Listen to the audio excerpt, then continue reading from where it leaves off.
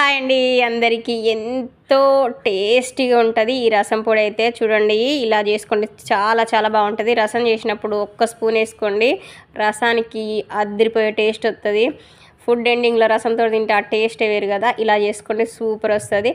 దానికోసం ఆయన చూపించిన కప్పుతోటి సమపాలలో వేసుకోండి, అంటే ఒకే కొలతలో వేసుకోండి. ఆ కప్పుతోటి ఒక కప్పు శనగపప్పు, ఒక కప్పు కందిపప్పు, ఒక కప్పు ఇది ధనియాలు, ఇంకా అవి మంచిగా అంటే ఎప్పుడైనా స్లోగా వేయించుకోవాలండి. ఎప్పుడైనా హడావిడిగా వేయించొద్దు. మంచి కలరు, మంచి స్మెల్ వచ్చేంత వరకు వేయించుకొని అవి పక్కకు పెట్టేసుకోండి. తర్వాత కొన్ని మెంతులు, కొంచెం జీలకర్ర, అంటే ఒక క్వాంటిటీని బట్టి నేను కప్పు తీసుకున్నాను కాబట్టి ఒక్కొక్క స్పూన్ తీసుకున్నాను.